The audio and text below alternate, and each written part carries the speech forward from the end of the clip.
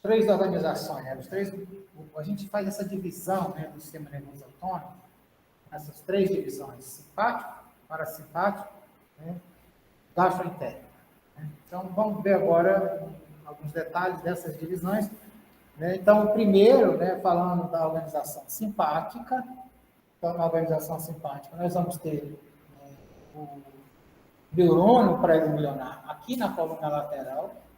Então, ele vai se projetar, fazer sinapse com o neurônio pós-ganglionar. Então, esse neurônio pós-ganglionar, ele tem seu axônio e vai se projetar e agir, né, fazer sinapse com o órgão-alvo, coração, né, sistema gastrointestinal, sistema renal, etc. Uma diferença, né, é que parte, né, dessa projeção, ela pode ir direto aqui para a medula adrenal, ou, né, alguns gânglios, né, pré-vertebral, né, que eu vou fazer sinapse com o neurônio, né, pós-ganglionar. Então, basicamente, o sistema simpático ele vai ter essa distribuição anatômica, né, aqui de T1 até lá, né, L3, por aí, e aí eu tenho a localização dos neurônios, né, aqui eu tenho os neurônios, né, pós-ganglionares, aqui eu vou ter gânglios, né, como, né, o gânglio celíaco, etc., né, o gânglio mesentérico, daqui é que eu tenho os neurônios, né, pós-ganglionares. E vou agir sobre toda a infraestrutura interna e também, né, na região cervical. A organização parasimpática, ela tem uma caracterização diferente. Então, enquanto que o simpático está aqui, o parasimpático vai estar aqui e aqui, né? E aí a gente vai ter, né, os principais estruturas. Isso aqui é uma tabela que está lá no seminário de neurônios, onde eu tenho um neurônio pré-ganglionar, a fibra em si, vai ser um patroniano, né, o gânglio em si e o alvo. Então, eu tenho aqui cada núcleo desse, né, em vez dele estar localizado, porque como ele não está na medula, diferente, porque eu estou na medula, eu vou estar aqui no tronco cerebral, né, então eu vou ter núcleos, eu vou ter conjunto de neurônios organizados, e não aquele neurônio pré-ganglionar clássico do sistema simpático, que diferencia. Tá? Então, aqui, por isso que em vez de dizer lá o neurônio pré-ganglionar está localizado na coluna lateral, não. O neurônio pré-ganglionar ele está localizado, né, lá, né, em núcleos, um conjunto de neurônios no tronco cerebral. Apenas, né, os neurônios lá de S3 e S4 eles vão estar na parte lateral, mas todos do tronco cerebral, né, vão estar organizados, né, em núcleos. Aqui, eu tenho os núcleos parasimpáticos do tronco cerebral, e aqui eu vou ter os neurônios pré-ganglionários que estão na coluna, né, intermédio lateral. Aqui esses núcleos vão ser núcleos funcionais, e eles vão estar, né, sob a modulação, né, hipotalâmica. A divisão gastroentérica, né, o que é que a gente vai ter? Eu vou ter no sistema digestório, né, uma camada superficial e as camadas, né, mais profundas, né, que aqui eu tenho a mucosa e aqui eu tenho a parte muscular. Então, eu vou ter um conjunto de neurônios que vão inervar, vão formar os feixes, né, feixe, né, mioentérico. Esse feixe mioentérico ele vai ser responsável pelo controle da motilidade, né? Eu vou ter o feixe submucoso, que vai ser responsável pela regulação da secreção gástrica.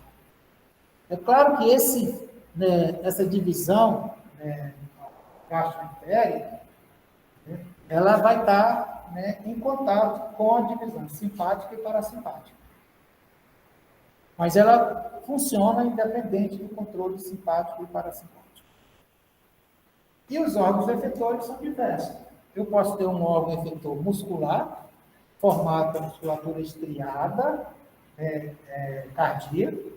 Dentro da musculatura estriada cardíaca também eu tenho umas vias, né, umas células especializadas, são células condutoras, Então, no coração, eu vou ter, basicamente, 3 tipos de células fundamentais. Uma célula, que são os marcapasos, são células musculares que a função é gerar potencial de ação.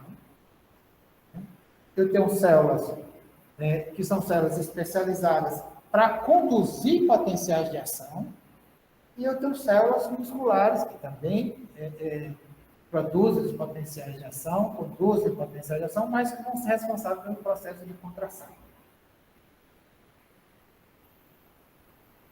Além disso, eu tenho os efetores endócrinos, os efetores glandulares, que vão produzir substância. Aqui no caso, a gente está como exemplo aqui o pâncreas.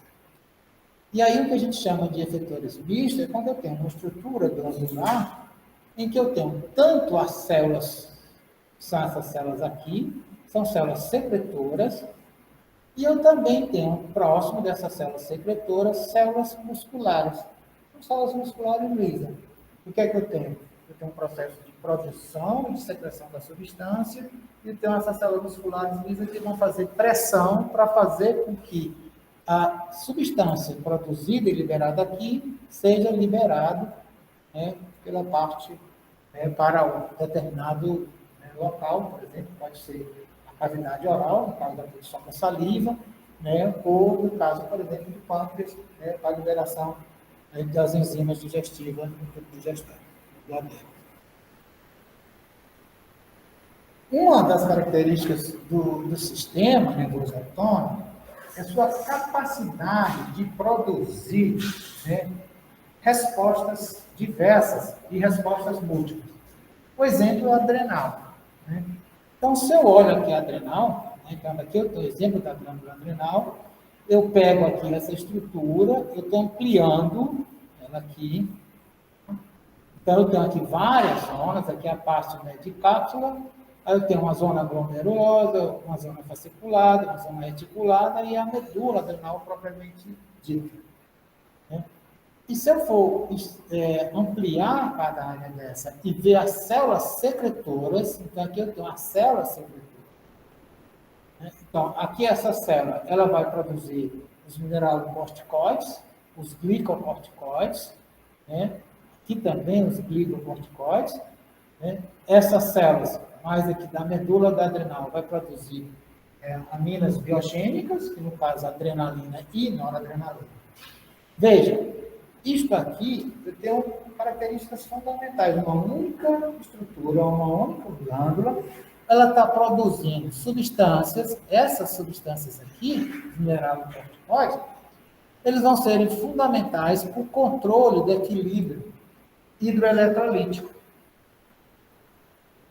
Então, eu vou controlar níveis de sódio, potássio, volume de líquido, aqui, pela adrenal.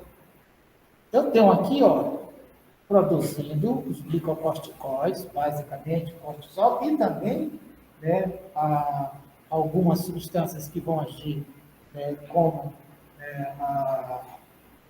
hormônios que têm ações que são lipossolúveis. Se eles são lipossolúveis, eles vão agir em tudo quanto é célula. Então, por exemplo, o cortisol, ele vai ser liberado, ele atravessa a membrana celular facilmente, ele vai agir sobre receptores citoplasmáticos, vai ter proteínas que ele se liga, muda a conformação dessa proteína e desencadeia uma determinada reação.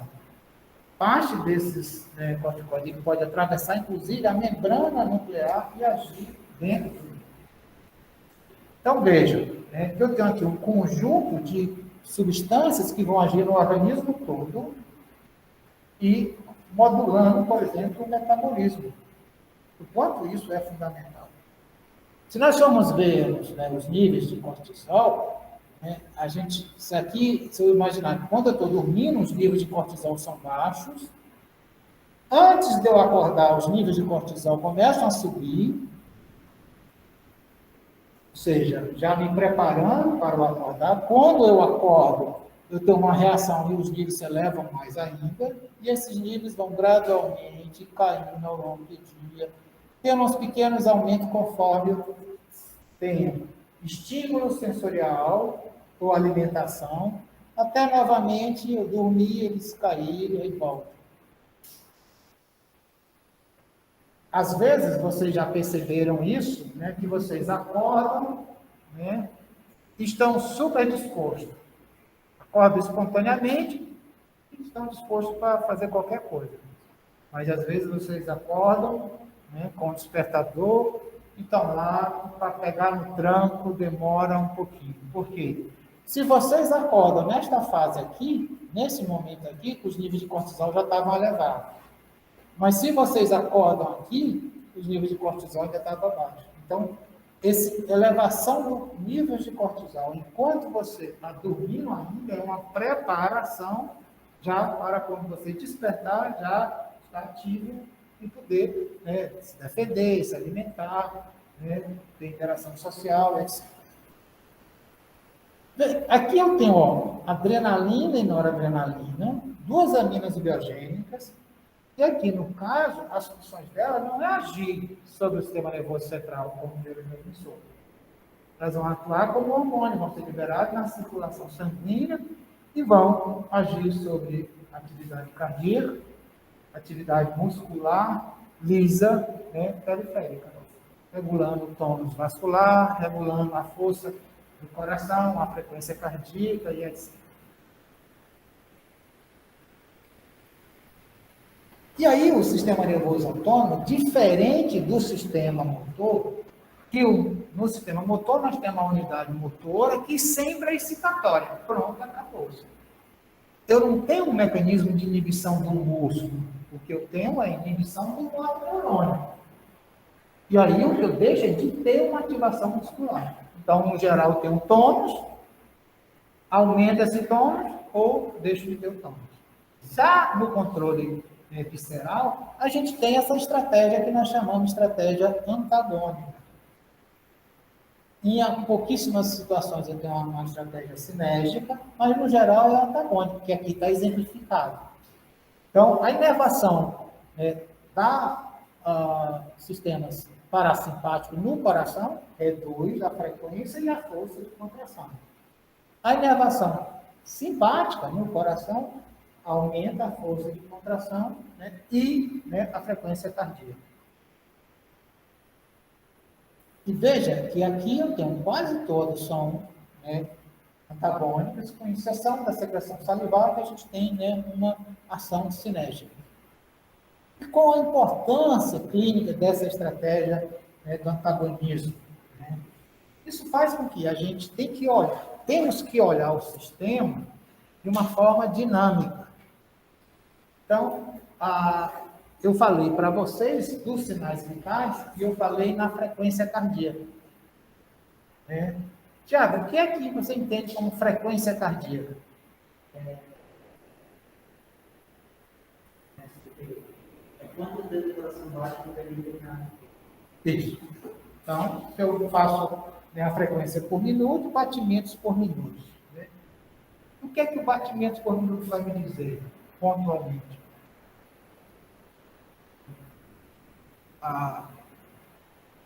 Está tendo uma ação simpática ou parasimpática?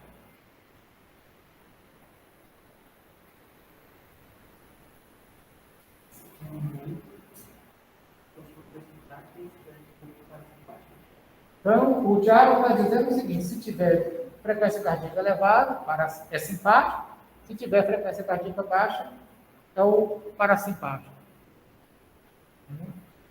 Aí, mas aí eu não sei. Se a frequência cardíaca está baixa, é porque o parasimpático está aumentado ou é porque o simpático está diminuindo? Vocês lembram, talvez, né, no ano passado, acho que foi o ano passado, já nem sei mais, que os tempos já mudaram. Durante a CPI, né, do Covid-19, na Câmara dos Deputados, né, o ex-ministro, né, da Saúde, o general Pazuello, numa reunião com, né, os senadores, né, passou mal. de um dos senadores, que é médico, disse que era porque o ministro tem uma síndrome que chama-se vago vagal. O que é essa síndrome? É uma hiperativação parasimpática. Então, o que é que ocorre? O indivíduo, quando ele passa por alguma situação de muito estresse, pode ser estresse emocional, pode ser estresse decorrência de falta de alimentação, etc., ele tem uma hiperativação vagal do parasimpático, aí você tem uma diminuição da frequência cardíaca, da força de contração, pressão arterial baixa, o indivíduo passa mal e pode chegar a desmaiar, pode perder a consciência por causa disso. Porque você tem uma hiperativação do parasimpático. Hoje, nós temos, agora, para olhar realmente se o sistema está funcionando, eu posso dizer, tem mais simpático ou mais parasimpático, mas o importante é que o sistema funcione os dois simultaneamente. E aí, para isso, nós utilizamos não só o valor da frequência cardíaca, ele é importante, mas a gente usa uma nova medida que a gente chama variabilidade da frequência cardíaca. Então, em vez de eu medir a frequência cardíaca, eu vou medir o quanto a frequência cardíaca está variando. Então, olha, aqui, o que a gente faz? Eu tenho um eletrocardiograma, então essa aqui é a onda QRS, esse primeiro complexo aqui, essa onda aqui é o Q, aqui é o R e aqui é o S. Então, o que a gente faz é medir a distância entre um intervalo R e R. Então, veja, a duração, a distância entre esse intervalo R1, ela é maior do que esse intervalo R2. Então, o que a gente vê no dia a dia, em situação de repouso, como vocês estão aqui, é que existe uma variabilidade. Por que existe uma variabilidade? Porque, na verdade, o sistema simpático e o parasimpático estão toda hora ativos um e o outro. Em algumas situações, há predominância de um para o outro. Então, a gente diz que essa variabilidade, quando em repouso, se existe uma variabilidade, significa um bom sinal. Os dois estão funcionando. Uma hora é simpático, parasimpático, simpático, parasimpático. Se eu vou fazer um exercício de alta intensidade, diminui, eu tenho a predominância do simpático. Aí esse intervalo diminui, a variação diminui. O motivo de eu olhar a variação tem um casal, eu faço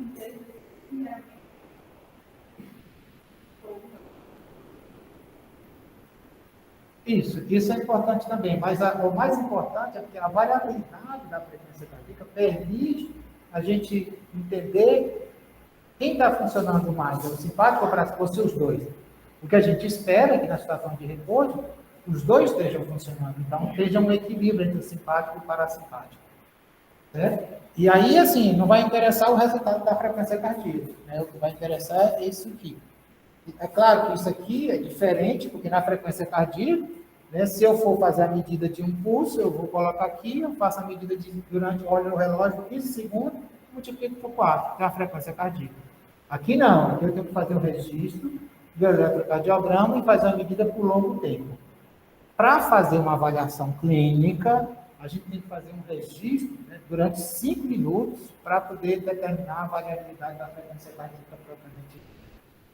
E aí, quando a gente fala de variabilidade, a gente muda um pouco a lógica.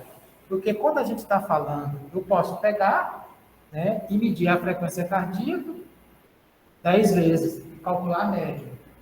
A média é a média. Ela não me fala de variabilidade. Então, aqui no caso, eu não quero saber qual é a média dos intervalos. Eu quero saber o quanto que esse intervalo ele varia. Então, quando eu estou fazendo estatística, eu uso duas coisas. Estatística básica, que a gente chama a estatística geral. Eu vou calcular as medidas de tendência central, que é a média, a mediana, ou a moda, ou as medidas de dispersão. que é a variância e o desvio padrão. Então, o que a gente usa como variável aqui é o desvio padrão desses intervalos. Né? Então, as medidas de dispersão que a gente vai usar aqui é o desvio padrão desses intervalos RR. Então, quando a gente faz esse tipo de desvio padrão, né, a gente consegue encontrar algumas correlações entre os valores desse desvio padrão, né, e aí vai me dar o grau de variabilidade, né, e alguns estados patológicos.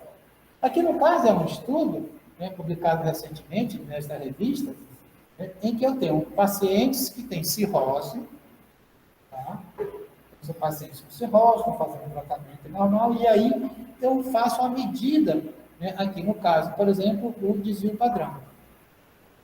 E aqui eu tenho tempo em mês, e aqui eu tenho o percentual de sobrevida. Então, no início, eu tinha a mesma amostra, né? Então todo mundo tinha 100%, e eu conseguia ver dois grupos de pacientes com cirrose. Um grupo ele tinha um desvio padrão maior do que 20,4 milissegundos, e o outro grupo menor do que 20,4 milissegundos. Ou seja, esse aqui ele tinha um desvio grande. Desvio grande significa que eu tenho maior variabilidade. Se eu tenho maior variabilidade, significa que eu estou tendo ação tanto do simpático como do parasimpático. Então, os dois sistemas estão funcionando bem. Se eu tenho baixo desvio padrão, significa que eu tenho baixa variabilidade. Se eu tenho baixa variabilidade, ou eu tenho predominância do simpático, eu tenho predominância do parasimpático, mas eu não tenho um equilíbrio entre eles.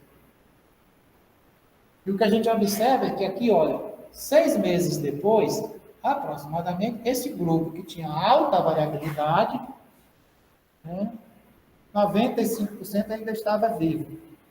Mas o grupo, né, que tinha baixa variabilidade, 90%, né, só estava vivo. 10 meses depois, né, mais de 80% da população que tinha alta variabilidade cardíaca estava viva ainda. E metade da população que tinha baixa variabilidade já tinha morrido. Né?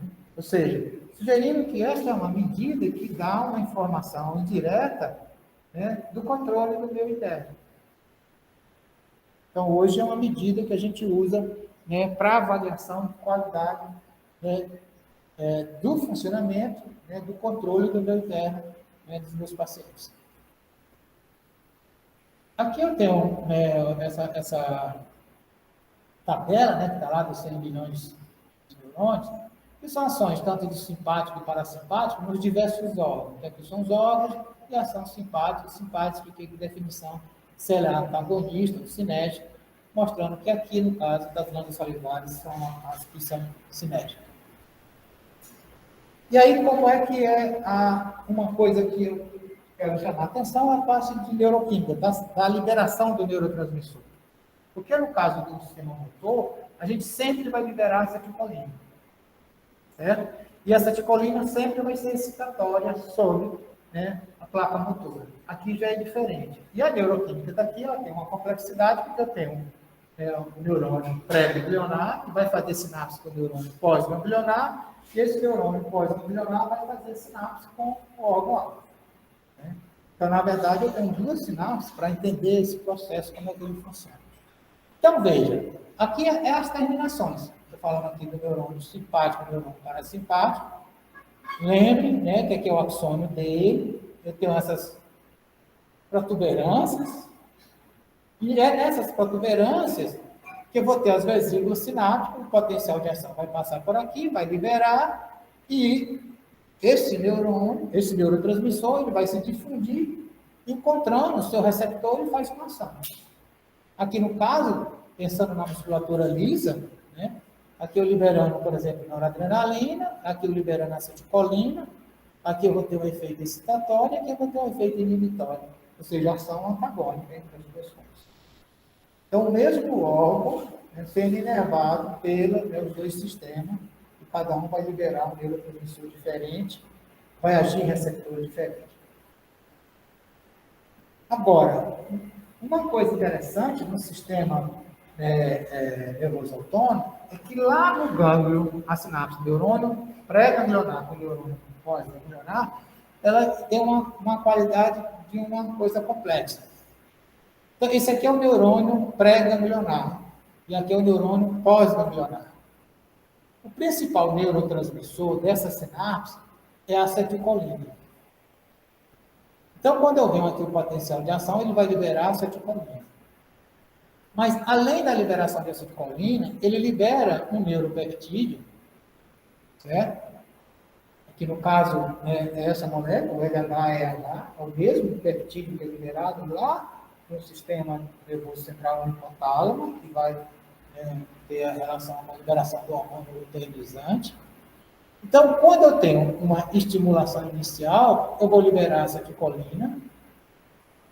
Tem vesículos que guardam acetilcolina e eu tenho vesículos que guardam o LH. E aí, conforme o tipo aqui, eu posso ter na membrana pós-sináptica receptores nicotínicos, semelhante que a gente tem lá no músculo, que são excitatórios, receptores muscarínicos, que são inibitórios. Então, aqui eu vou produzir um potencial pós-sináptico excitatório. Se a acetilcolina se liga aqui, eu vou produzir um potencial pós-sináptico inibitório. E se esse peptídeo se liga ao receptor dele, ele vai produzir um potencial pós-sináptico, sendo esse potencial pós-sináptico da acetilcolina rápido e este potencial pós-sináptico mais lento. Então, eu posso ter respostas diferenciadas conforme o sistema de gânglio. Tá? Aqui, olha, isso aqui independe, no caso dele ser simpático ou parasimpático. Então, o que a gente tem? Basicamente, a liberação da acetilcolina. Aqui, no caso, eu vou ter uma produção de um potencial pós-sináptico. Esse potencial pós-sináptico ele é rápido, porque é basicamente dependente de sódio. Esse aqui é um potencial pós-sináptico, aqui é nicotínico, aqui é muscarínico, aqui é um potencial pós-sináptico mais lento, tá? E aqui é um potencial pós-sináptico mais lento.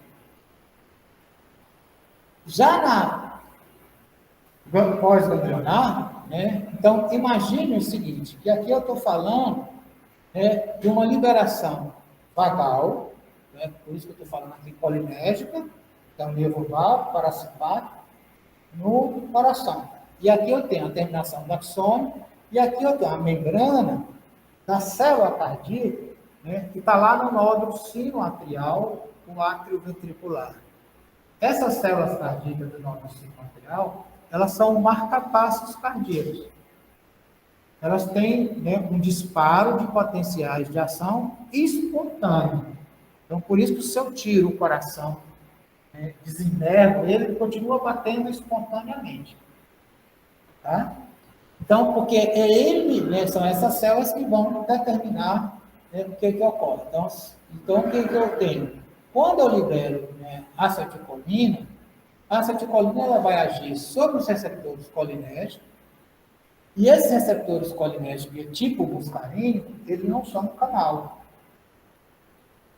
Eles são receptores metabotrópicos que vão agir ativando as proteínas G. E aí ele age dois tipos de proteína. Uma, ele vai ativar essa proteína que vai promover aumento da abertura de canais de potássio. Veja que aqui eu tenho uma célula que está em constante despolarização, repolarização. Despolarização e repolarização. Por quê? Ela tem nessa célula, na membrana, um canal de sódio que ele abre espontaneamente e despolariza. Abre e despolariza. Se eu aumento o número de canais de potássio aberto, eu vou ter mais saída de potássio. Se eu tenho mais saída de potássio, o que é que vai acontecer? Essa célula vai ficar mais negativa. Então, ela está aqui, ó, isso aqui seria, né, o potencial de ação espontânea, que no vermelho acompanha, né?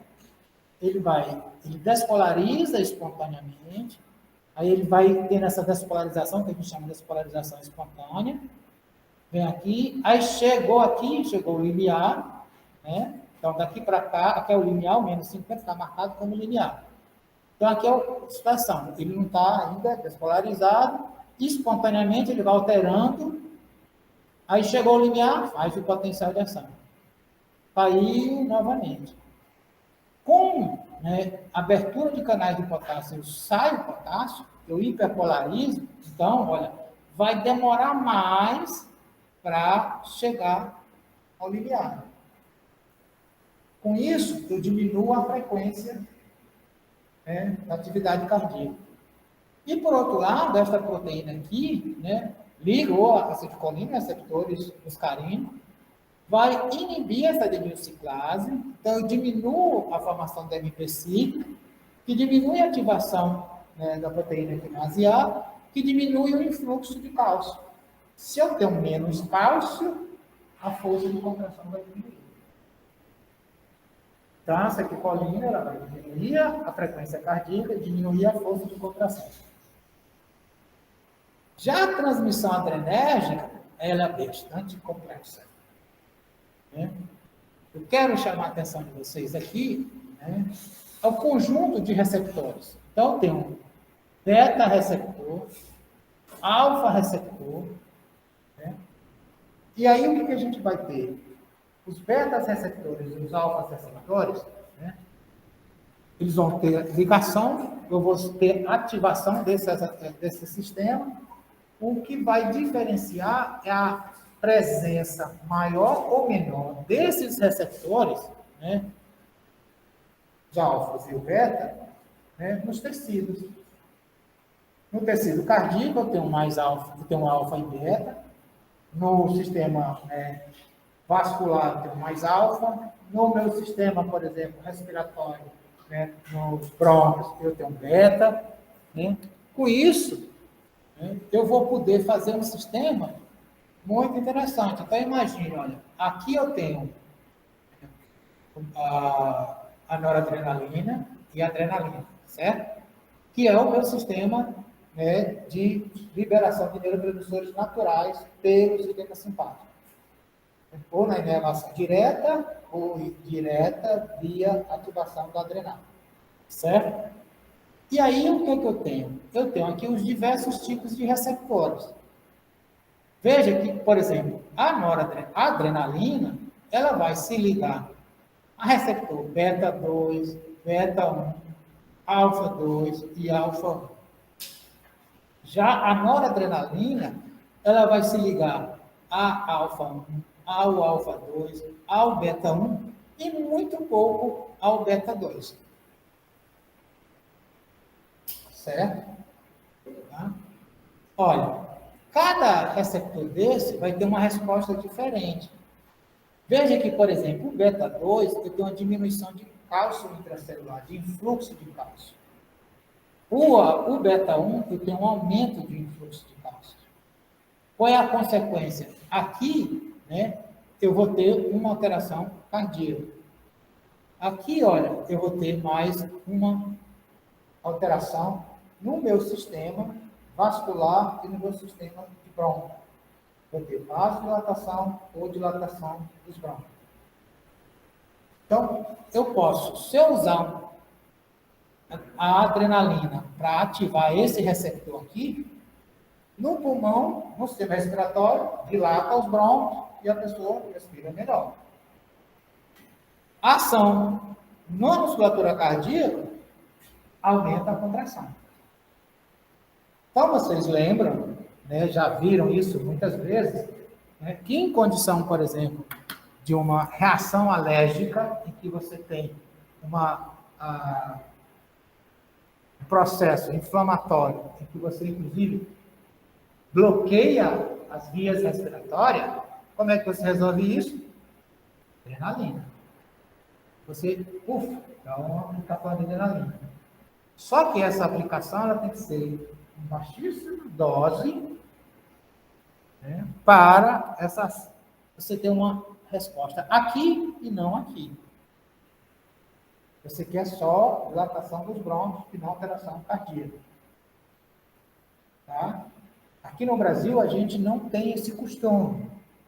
Mas, por exemplo, nos Estados Unidos, se você for em qualquer parque natural, praças de grande movimentação, você vai ver kits de primeiros socorros e você vai ter disponibilidade, né, de ampolas de adrenalina para você aplicar especificamente no caso, né, de ataque alérgico.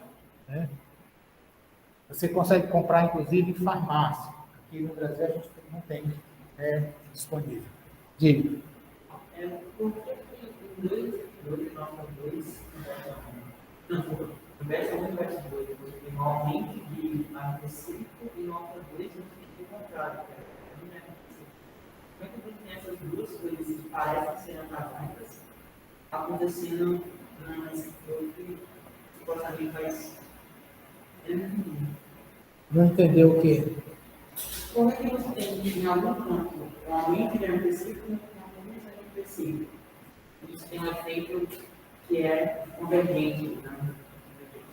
Não, você está falando aqui, por exemplo, ó, eu tenho aqui, ó, certo?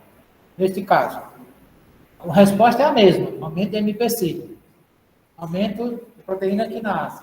Aqui eu sei que é isso que ocorre, aqui eu não sei.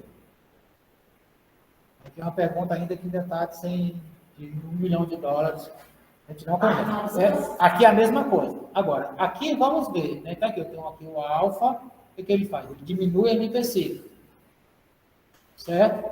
Veja, ele diminuiu o MPC. Aqui ele aumentou o MPC. Certo? Mas o efeito final é o mesmo. Qual é a diferença? Que aqui eu vou ter uma diminuição da ativação da proteína quinase A, que vai levar isso aqui. Agora, aqui eu não sei qual é a causa. Certo? Por isso que eu estou com a interrogação. Você não teria esse receptor 2 e esse beta na mesma célula? Na mesma célula. Não teria. Não teria. Certo? Certo? Tá? Então, veja. E aqui, veja que interessante. Então, eu tenho diferentes, de células diferentes. Isso, olha que beleza da fisiologia do sistema autonômico, né? E o que nós, médicos, nos apropriamos disso. Olha, se eu tenho diferente, então eu posso agora trabalhar da seguinte forma. Porque, olha, a produção de noradrenalina e adrenalina, ela é geral, né, pela adrenal. Mas, quando eu quero ação local, aí eu ativo só a inervação local. Eu não estou ativando, né, por exemplo, o adrenal. Estou ativando, né, a inervação, né, direto lá no meu coração. Inervação, né, simpática, ou do vaso sanguíneo. Mas, né, conhecendo essas estruturas que são diferentes, eu posso desenvolver medicamentos que tenham mais afinidades a alfa-2, ou beta-2, beta-1, alfa-2, beta-1, alfa-1. Então, aqui são substâncias farmacológicas que foram desenvolvidas, mas, claro, que são as síntese, né, que elas são agonistas. Agonistas significa que elas agem, né, aqui nos receptores com a mesma ação da noradrenalina ou da adrenalina. E antagonista que ela age ao contrário. Então, aqui, ó, eu tenho a fenilfelefrina, né, ou prazosin, né, o prazosin ele vai bloquear, e aqui ele vai ativar o alfa-1. Então, se eu quero, a minha ação é promover, né, uma ação aqui, nos receptores alfa-1, né, ou bloquear esses receptores, eu vou usar o prazosin. Se eu quero bloquear principalmente os tipos alfa-2, eu vou usar esse. Se eu for bloquear esse, eu vou usar esse. E assim sucessivamente. Nesse caso que o senhor falou de injetar adrenalina, uma pessoa que esteja, por exemplo,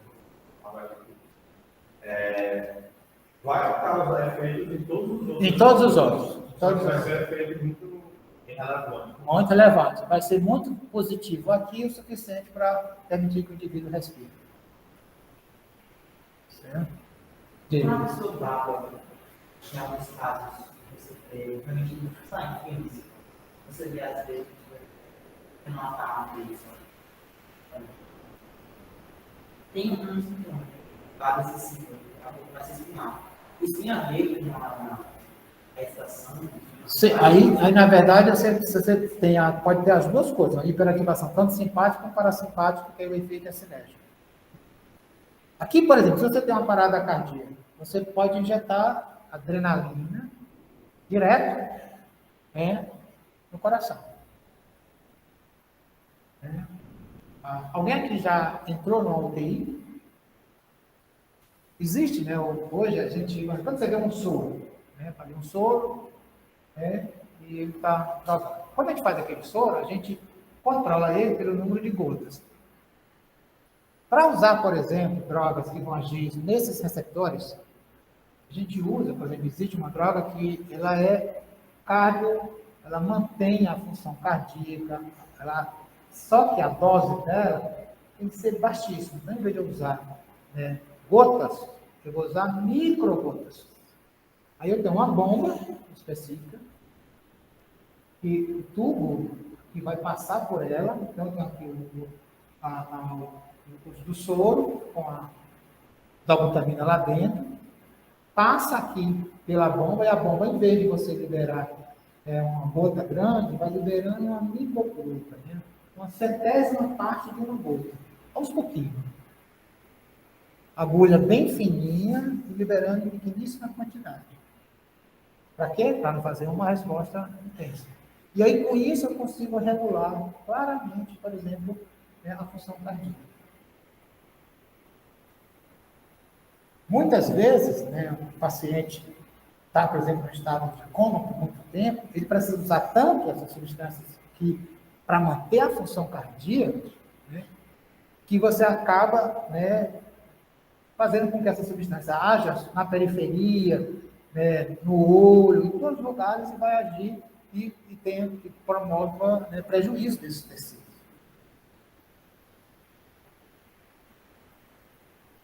Aí a adrenal, isso aqui eu já mostrei para vocês, a importância aqui da produção de cortisol, e, basicamente, quais são as funções do sistema nervoso autônomo. Então, eu vou falar de algumas mais breves, Primeiro, dos reflexos. Do mesmo jeito que a gente tem os reflexos motores, reflexo de estiramento, reflexo de tensão, reflexo de retirada, a gente também tem os reflexos autonômicos, que pode ser o que a gente chama de reflexo visceral, é uma víscera com a outra. Por exemplo, eu tenho um reflexo que eu chamo de gastrocólico. Gastro do estômago, cólico da região cólica. Da parte terminal, do colo, do intestino. Então, quando eu começo a me alimentar, eu tenho ativação de receptores no estômago que vão promover a ativação do colo. Viscerosomático, ou seja, uma estimulação visceral promovendo uma resposta somática, ou uma resposta somática promovendo uma resposta visceral, o víscero ou seja, na pele, o víscero sensitivo, uma própria estimulação visceral pode também alterar a nossa capacidade sensorial. Na digestão, a gente tem o controle fundamental aqui pelos dois plexos, o bioentérico e o submucoso, e eles vão estar sob o controle tanto simpático como parasimpático. Então, veja, a secreção gástrica, ela é controlada pelo sistema vagal, pelo sistema simpático e parasimpático, mas ela tem o seu controle interno no próprio estômago. A presença do alimento. Eu sei que, por exemplo, antigamente a gente fazia uma cirurgia que a gente chamava de vagotomia no estômago. Então, eu pegava o vago, eu abria o abdômen e fazia desconectava o vago do estômago para diminuir, né, a estimulação vagal da secreção gástrica. Isso era em pessoas que tinham uma hipersecreção gástrica. Só que depois a gente percebia que a gente fazia isso, diminuía, mas os mecanismos intrínsecos da própria membrana, né, gástrica, faziam com que a secreção voltasse a aumentar. Aí hoje a gente usa, né, o bloqueador de bomba de próton, que é exatamente o processo bioquímico que faz a produção do ácido gástrico. Como eu falei para vocês, né, que parte do sistema parasimpático, por exemplo, o neurônio, ele não está lá na medula, ele está em conjunto, formando os núcleos no tronco cerebral. Aqui, por exemplo, tem um núcleo que é importantíssimo, que é o núcleo do trato solitário, né?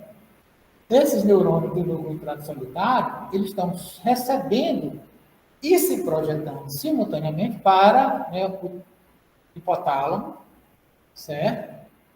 Também se projeta para as estruturas subcorticais, aqui a gente está falando do sistema límbico, amígdala, né, e etc. Lá para o córtex, né, sensorial. Então, as informações viscerais de alimentação, por exemplo, do estômago, né, da boca, né, da língua, todos chegam no sistema nervoso. Então, aqui elas integram essa informação, né, e levam essa informação até o sistema nervoso central, que vai promover resposta. Por exemplo, salivação, aumento da atividade gástrica e assim. O controle, né, da circulação. Basicamente, eu vou ter o que eu vou chamar aqui, né, os pontos de referência, de pressão arterial, frequência cardíaca, tal, etc. Eu vou detectar, por exemplo, aqui, pelos os baroreceptores, que são sensor, pressão. Né? Detectas, né, a resposta, né, eu vou fazer o que eu chamo de sinal de erro, se eu tenho uma hiperativação daqui, eu vou inibir o sistema simpático. Se eu tenho uma diminuição, né, eu vou ativar o sistema simpático. E os efetores são os vasos sanguíneos, vou fazer vasodilatação ou vasoconstrução. Ou coração, aumentar a frequência cardíaca e aumentar a força do coração. A resposta final é a pressão arterial. Então, é essa variável que vai ser controlada, né, aqui.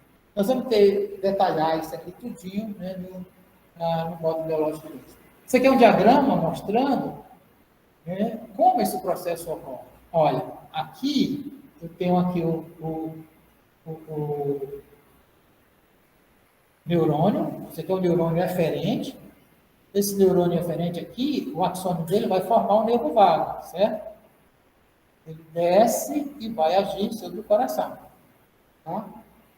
Já esse neurônio aqui, né, que é o neurônio do gânglio parasimpático, ele é sensorial. Esse aqui, ó, a terminação do axônio dele está aqui, ó, no coração. Aqui é um baroreceptor, chamado baroreceptores aórticos. Então, quando eles aumenta a pressão aqui na aorta, eles são hiperativados, faz sinapse com essa terminação desse neurônio pré-ganglionar, vem para cá, né?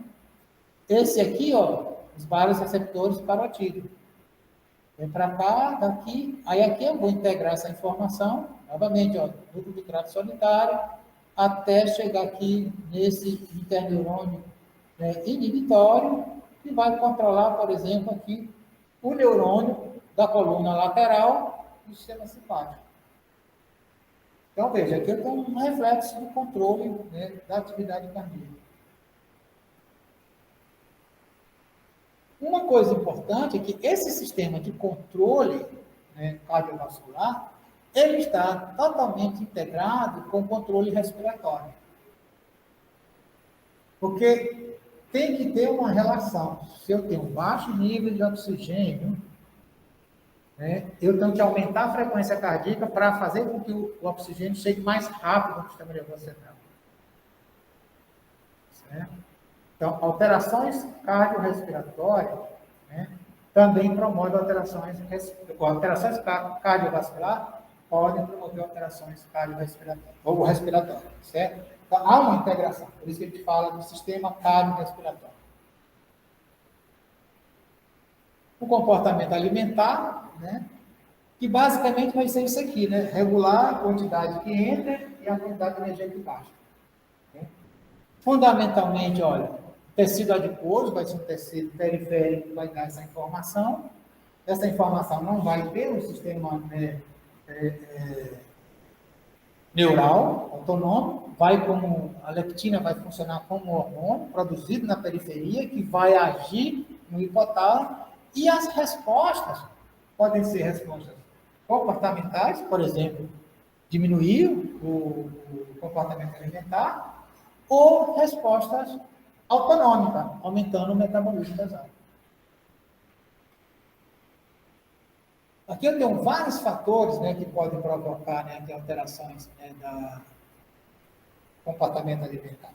E alguns desses fatores, eles podem provocar tanto excitação como inibição. Também a gente vai ver com mais detalhes lá no sistema digestório, né, no MB2. E a regulação da temperatura? Aqui são os dois ganhadores do Prêmio Nobel do ano passado, pela descoberta, né, dos receptores de temperatura e tato.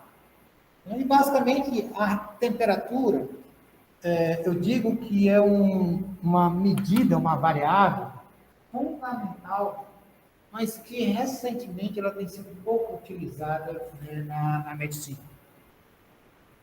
A gente gosta de dizer, nós que estudamos mais fisiologia, que é preciso a gente voltar a olhar o ser humano mais funcional, né, e menos, né, morfológico.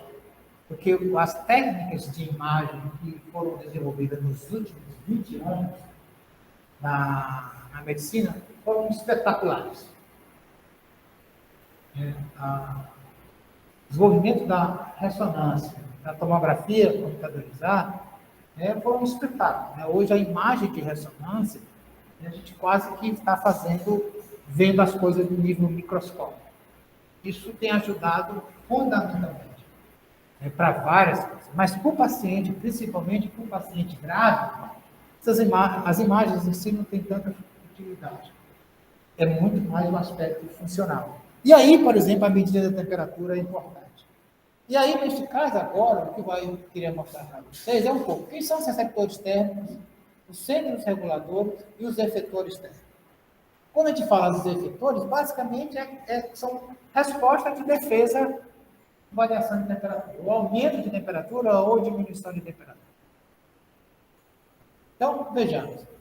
Aqui está o diagrama, né, eu já mostrei para vocês, que aqui eu tenho, imagina que eu tenho os receptores periféricos, né, que é a temperatura da pele, mas eu também tenho os receptores centrais, que eu chamo de temperatura central, tá? Nossa temperatura central.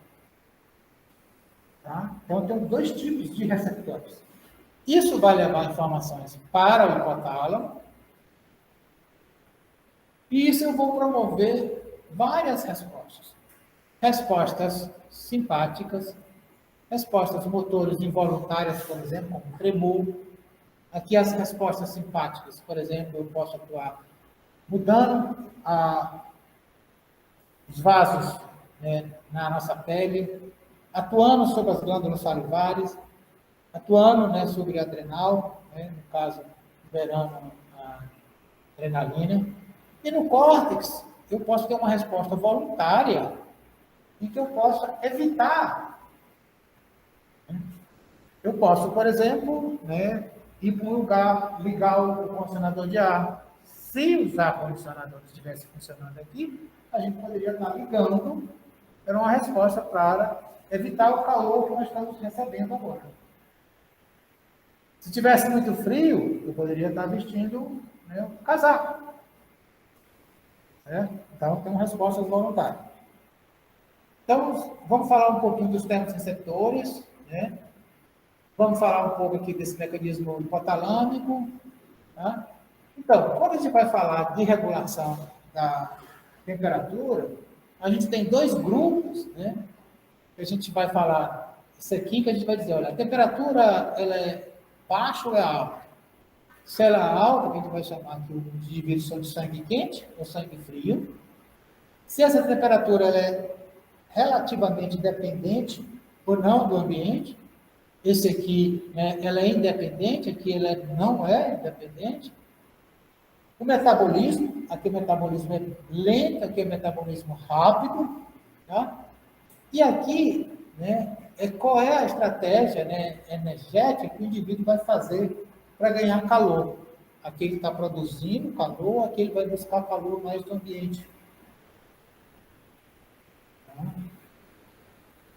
Aqui está representado, né, o ser humano, aqui está representado, por exemplo, como um lagarto. E aí é aquilo que nós chamamos de zonas de temperatura do corpo e zonas de temperatura ambientais, né? Então, a gente fala de temperatura central, né, e temperatura periférica. Imagine o seguinte, um indivíduo, numa temperatura de ambiente de 20 graus, a temperatura mais alta está aqui, no abdômen, no tórax, no pescoço e no cérebro. Com a temperatura de 30 graus, essa temperatura aqui se mantém, a periferia aumenta um pouquinho. O Ashraf, que foi um grande estudioso sobre fisiologia da regulação da temperatura, ele faz esse esquema, né? Então, isso aqui ele vai chamar de temperatura central e aqui as temperaturas periféricas. E a temperatura central ela é mais alta. Isso tem a ver, inclusive, com a perspectiva de medir, de avaliar a temperatura de regulação, etc. Dos receptores, né, vocês viram já lá na área de sensibilidade, né, eu tenho diversos tipos de receptores.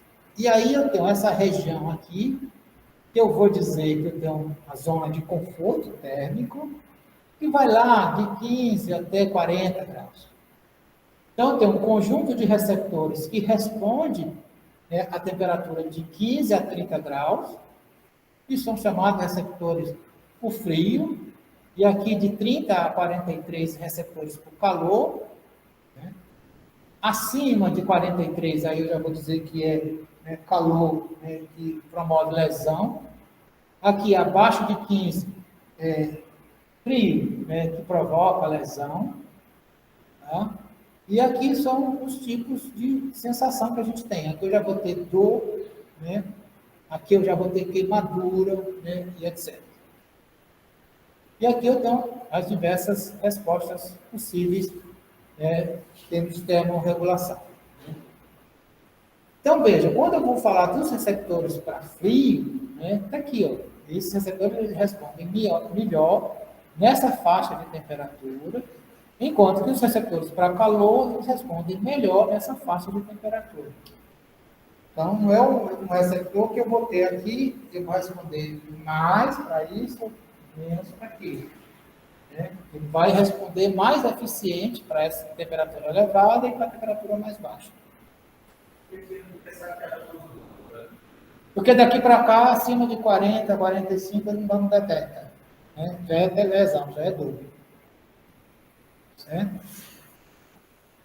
Então, né, o que eu vou ter é o meu estímulo de temperatura aqui, que vai ser detectado, vai para a medula, vai aqui para o tronco, isso vai promover respostas que podem ser a longo prazo, por exemplo, aqui mexendo no sistema simpático, promovendo, né, a termorregulação, ativando a produção, né, de gordura, né, ou respostas, né, comportamentais.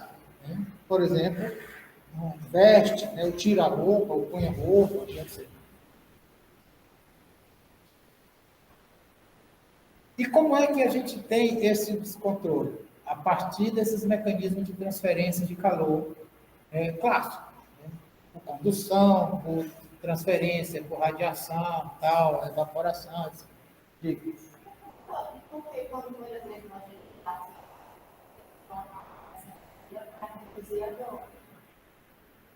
Tá, ela faz aqui uma pergunta, né, assim, por que quando eu tenho uma lesão, uma batida, eu coloco a compressa fria para diminuir a dor? Aí tem dois objetivos. Na hora que você coloca, na hora que você faz uma lesão, né, o que vai acontecer?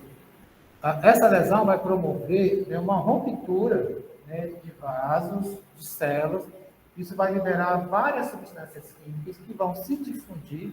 Uma delas, que é a bradicilina, que vai agir sobre as terminações nervosas livres e vai dar sensação de dor. Né? Se você faz uma compressa frio, essa vasodilatação, essa liberação de substância, ela vai ser inibida ou reduzida. E aí, com isso, a sensação de dor vai ser reduzida.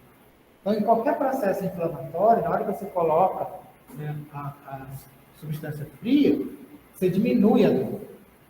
Né? Você está diminuindo a liberação dessa substância. Porém, por isso que você tem as bolsas térmicas, e não deve colocar o gelo direto. Se você coloca o gelo direto em contato, aí a temperatura cai tanto, e aí você vai provocar a dor. Pela estimulação dos receptores para dor.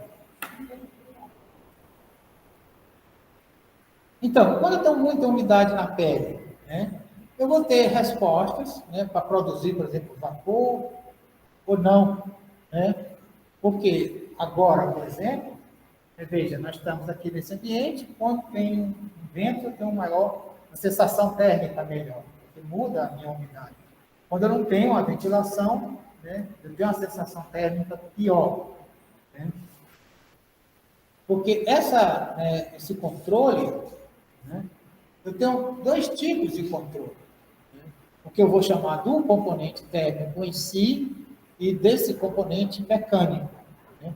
O componente térmico é a própria troca de calor. Então, na pele nossa, que é onde eu tenho as glândulas sudoríparas, porque na pele eu tenho dois tipos de pele, a pele lisa e a pele com pelo. A pele lisa, ela tem o que nós chamamos de anastomose vascular. Aqui eu não tenho, mas aqui eu tenho glândulas sudoríparas e eu tenho posição do pelo. Então, os mecanismos de controle são diferentes. Controle de temperatura das duas peles. Então, veja, eu posso ter controles de várias formas. Então, aqui eu tenho, olha, a produção de calor ou a perda de calor. Então, em branco, aqui eu tenho produção de calor. Se eu tiver no ambiente de 22,8, ou de 27, ou de 28, ou de 31, ou de 34, que é o nosso caso aqui. Então, veja, quando eu estou no ambiente de 22,8, eu tenho uma produção de calor, ela não muda muito, porque a nossa produção de calor é basal. A não ser que eu faça atividade física, de vida e repouso. Tá? Agora, aqui é a perda. A perda de calor nesta condição aqui, ela vai ser principalmente pela radiação. Agora, na condição que nós estamos aqui, a principal perda de calor vai ser o quê? Evaporação. E é por isso que nós estamos falando. Certo? Então, eu vou criar mecanismos diferentes conforme a temperatura do ambiente. Então, isso são formas de resposta diferentes. Vejamos, quando a gente falou de temperatura central e temperatura periférica. Então, aqui nesta condição, olha, se eu tiver no ambiente de 27 graus, esta é a minha temperatura central, aproximadamente 37 graus. Tá? Aqui é a minha temperatura periférica, aproximadamente a temperatura do ambiente, de 27 também. Aqui é a temperatura do ambiente. Aqui em linha escura é a periférica e aqui pontilhada é a temperatura do ambiente. Se eu aumento essa temperatura de 27 para 29, aumenta um pouquinho a temperatura central. A minha temperatura periférica, ela fica oscilando. Por que ela fica oscilando? Na verdade, ela está tentando entrar em equilíbrio. Se eu sair dessa temperatura de 20 para 32, a minha temperatura central já não altera tanto. Mas a minha temperatura periférica já aumenta bastante. Então, veja, isso aqui eu mantenho constante. O controle, enquanto na periferia eu tenho variações. Tá? Quanto a temperatura vai reduzindo, a tendência é a temperatura periférica ficar igual à temperatura ambiente, mas a temperatura central se manteve. E aí, uma parte disso, na pele, que a gente chama de pele lisa, que a gente tem a gente chama de anastomose, é isso aqui, ó. Eu tenho o sistema arterial, no final, os capilares e depois o sistema venoso.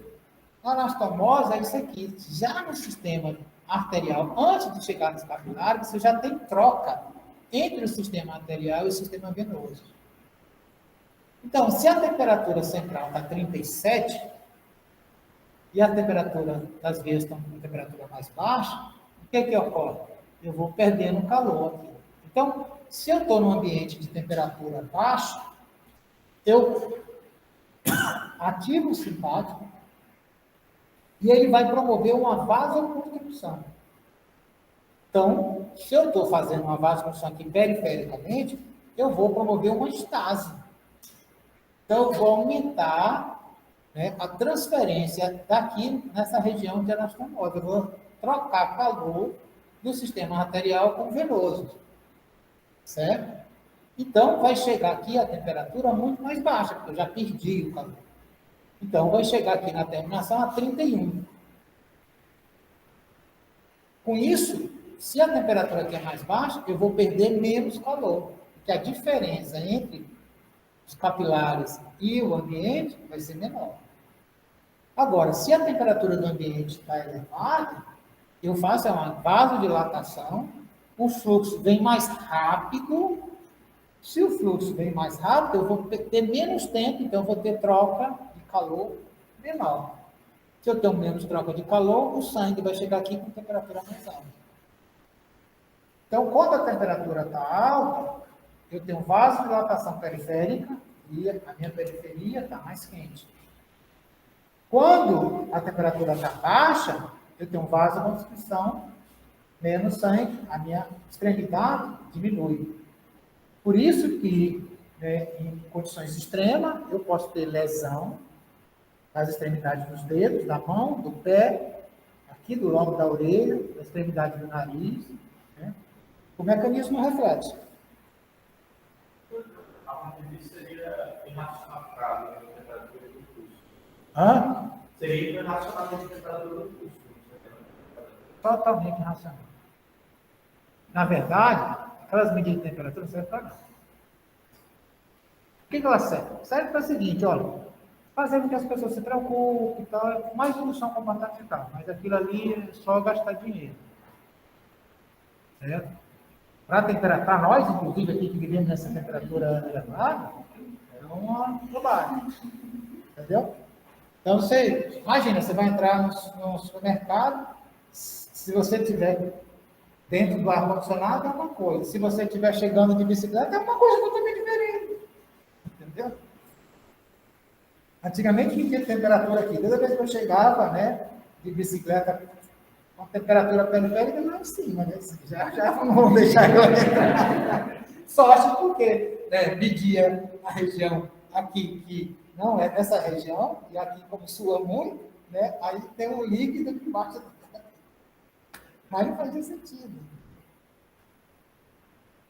Mas a gente até nem fazia questão, porque era mais uma questão de educação, estimular as pessoas para dizer que está tendo controle. Se o supermercado faz isso, ele está preocupado, as pessoas vão se preocupar em usar máscara, lavar as mãos, ficar mais em casa. Você cria uma cadeia comportamental, mas fisiologicamente, com detecção do sinal. Vai diagnosticar muito pouco. Aqui, né, é o que a gente chama de termorregulação, que são dos termos efetores, né, ou os efetores térmicos.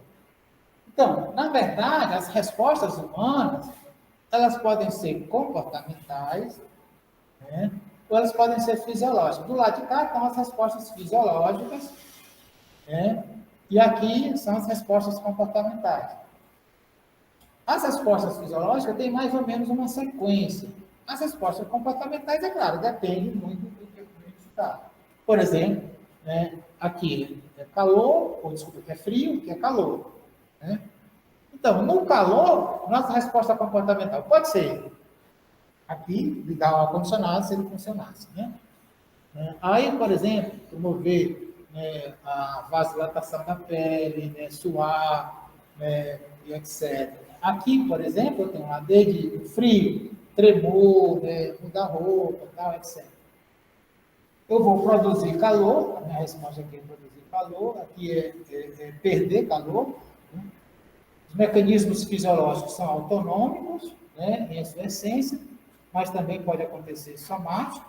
E os mecanismos comportamentais podem ser comportamentos inatos, né, ou comportamentos aprendidos, né? Esses comportamentos inatos, né, são desde eu sair de uma posição no lugar que está com calor, com frio, ou uma coisa aprendida, como, por exemplo, ligar ar-condicionado, vestir uma roupa, tal, etc. E também, né, ele pode ser antes de começar a ficar muito quente ou após, né, ser simplesmente responsivo, né?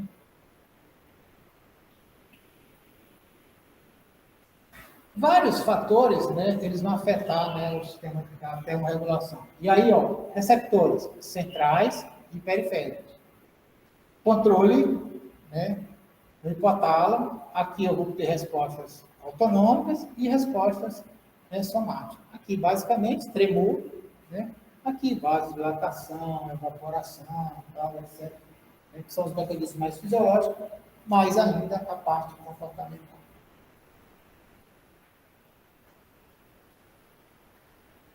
E aí vem o que a gente chama de medida de temperatura, né? Então, veja, aqui eu tenho três condições: uma temperatura quente, uma temperatura que eu chamo de ambiente neutro e temperatura fria. Tá? E eu medindo em vários lugares. Tá? Então, isso aqui seria um ambiente de temperatura quente, neutra e fria. E em várias regiões. O que a gente observa, por exemplo, por que a gente mede, em geral, uma temperatura axilar? Porque nas três situações, a temperatura axilar, ela não muda tanto. Ela não tem tanta diferença. Certo?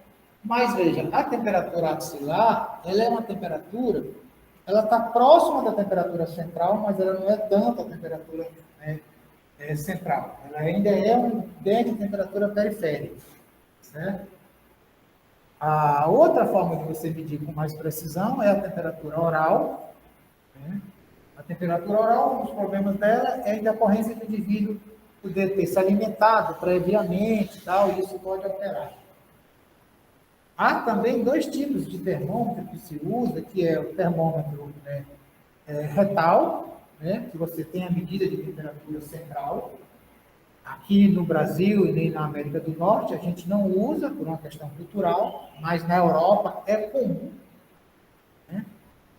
Então, se vocês forem fazer um estágio, né, lá na Europa, precisar de atendimento médico, provavelmente vocês vão ter medida de temperatura retal, que é comum na Europa. E hoje a gente tem medidas de temperatura timpânica, que você faz com aqueles relógios, aqueles aparelhos de infravermelhos que põe na pele, mas em vez de você botar na pele, você mede no tímpano, você mede e volta, porque o tímpano está numa localização muito próxima do hipotálamo, né? Ele está muito próximo da temperatura central do sistema nervoso central. Essa temperatura timpânica tem um problema, é que se você tiver qualquer obstrução no ouvido, você não consegue, né, fazer a medida correta. Aqui a gente também tem as medidas de temperatura por câmaras térmicas, aqui, por exemplo, das mãos, um ambiente frio, um ambiente calor, aqui a temperatura da face, né? Questões térmicas. E, para a gente finalizar, né, eu vou comentar um pouquinho o que a gente tem feito aqui na fisiologia, né, sobre algumas pesquisas que levam em conta, né, o sistema nervoso. Alguma pergunta específica? Tranquilo? Então, vejamos lá. Então, uma das coisas que a gente tem se preocupado é isso aqui, né? Veja, eu tenho duas aulas, dois ambientes aqui. Qual a diferença desse ambiente aqui para esse ambiente aqui?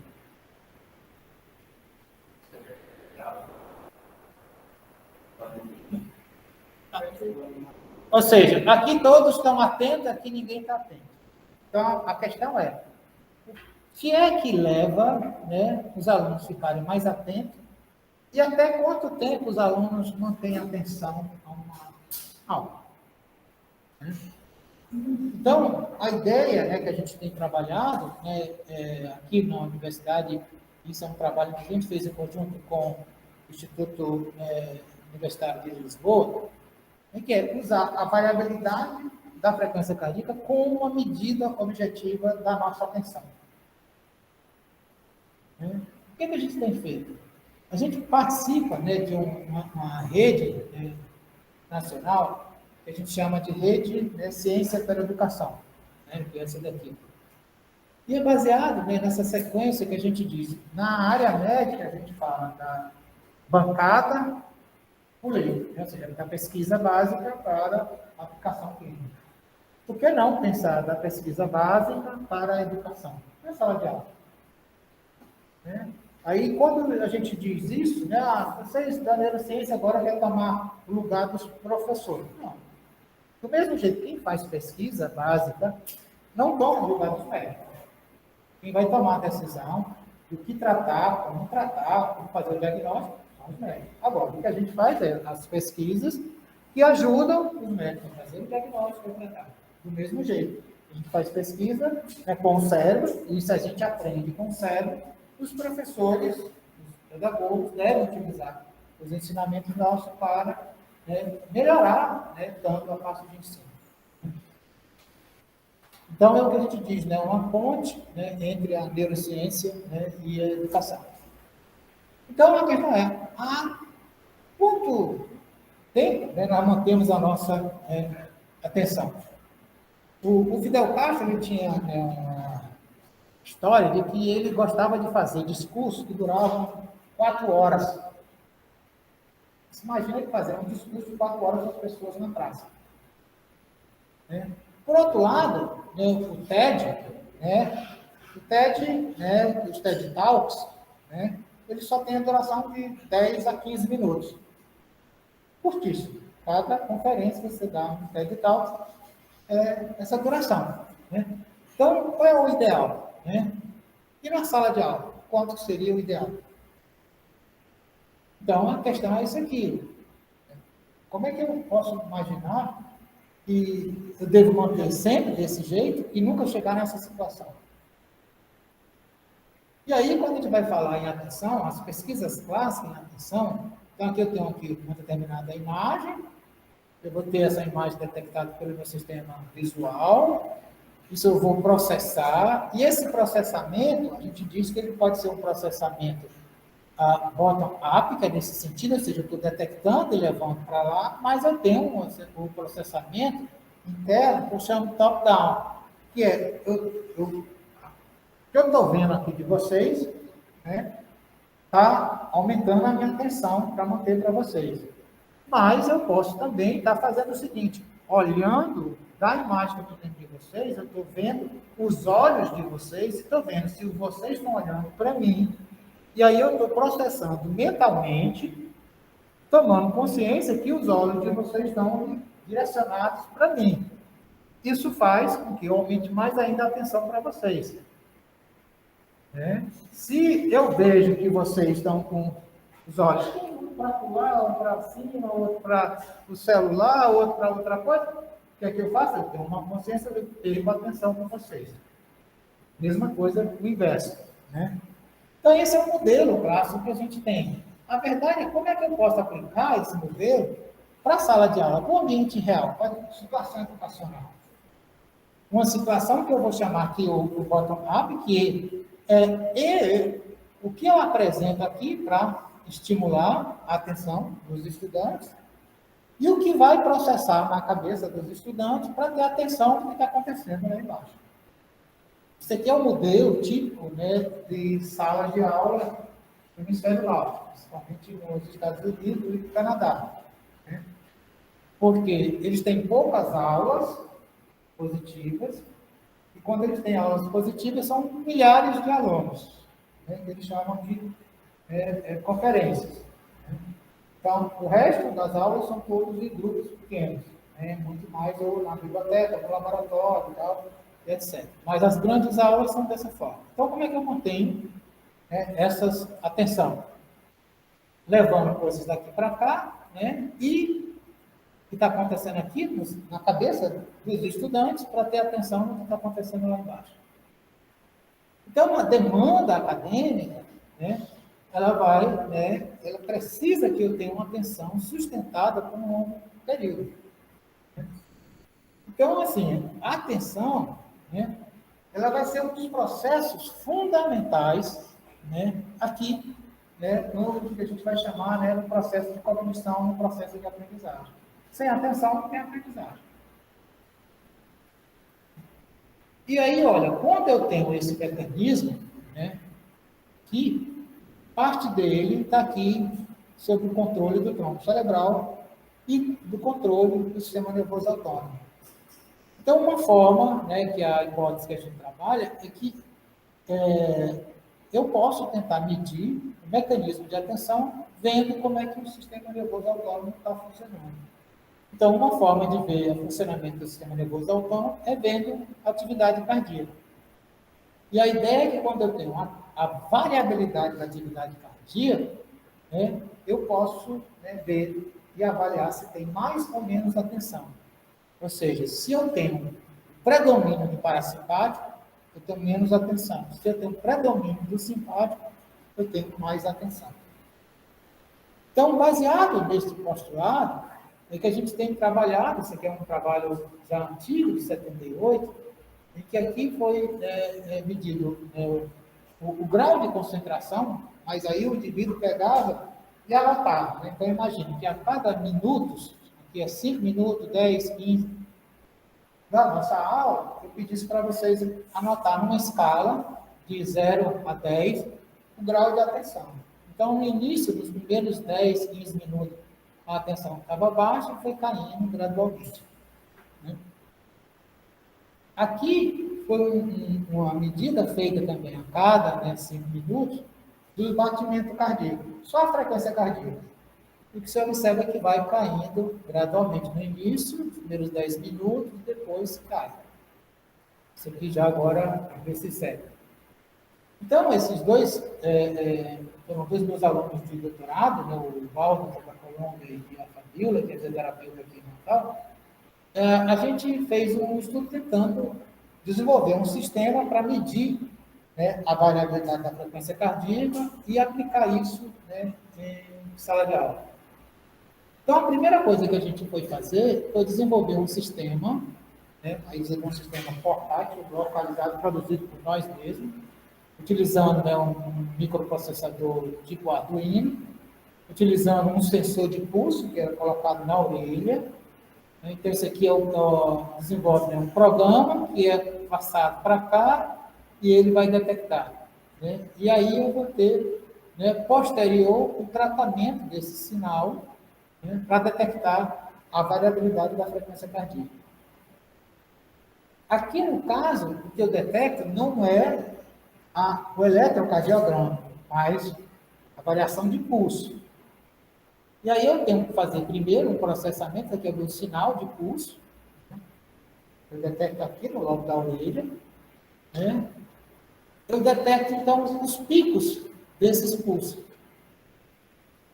Aí eu só calculo os intervalos entre cada pico desse para calcular a variabilidade da frequência cardíaca.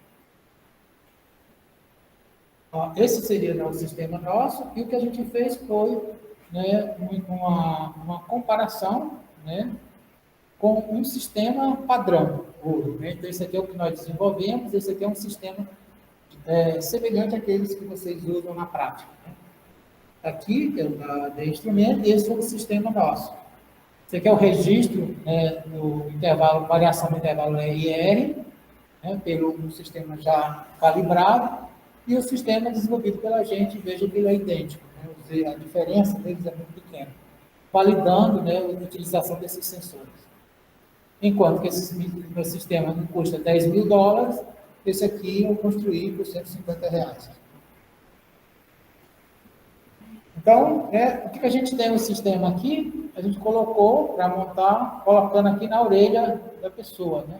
Aqui o sensor na orelha, aqui está aqui o cabo, aqui está o sistema aqui na carteira, e estudantes aqui na sala de aula normal. Né? E aí o que a gente viu, basicamente, aqui são os resultados para vocês verem, a frequência cardíaca e aqui o desvio padrão da frequência cardíaca, que aqui é a variabilidade da frequência cardíaca. Quanto maior a variabilidade, né, maior simpático. Menor variabilidade, mais parasimpático. A gente vê que a frequência cardíaca vai caindo ao longo do tempo, e aqui, ó, a variabilidade também vai caindo ao longo do tempo. Então, isso a gente conclui que a grande atenção mesmo está nesse intervalo dos 15 a 20 minutos. Depois disso, a tensão se mantém, mas fica numa pequena oscilação cai muito comparado com o restante. Esse aqui seria a baixa frequência, seria o inverso desse gráfico de alta frequência, e seria, né, um padrão de atividade mais do domínio, né, do simpático. Posteriormente, né, a gente, em colaboração com o pessoal de Lisboa, a gente ampliou esse sistema, porque esse sistema aqui a gente montou aqui, localmente, né, sem ter uma participação do pessoal da engenharia. Aqui a gente foi trabalhar com o pessoal da tecnologia lá do Instituto Superior Técnico de Lisboa, e a gente ampliou o sistema para ficar mais preciso e fazer medidas também utilizando as duas coisas, o sensor e o eletrocardiograma. Então, a gente usou esses dois sensores, aqui do eletrocardiograma, o sensor de pulso, e com sistemas que eu poderia estar deixando isso em nuvem e processando no final, utilizando o MATLAB. E aí a gente fez um teste, né, utilizando, não sala de aulas, mas aí a gente tinha lá nesse trabalho em colaboração com o pessoal de Portugal, eles tinham uma colaboração com a escola de cinema. E a escola de cinema, eles viram a gente mostrar o resultado nosso, e queria fazer o seguinte: será que a gente consegue fazer medidas de atenção da pessoa vendo o filme?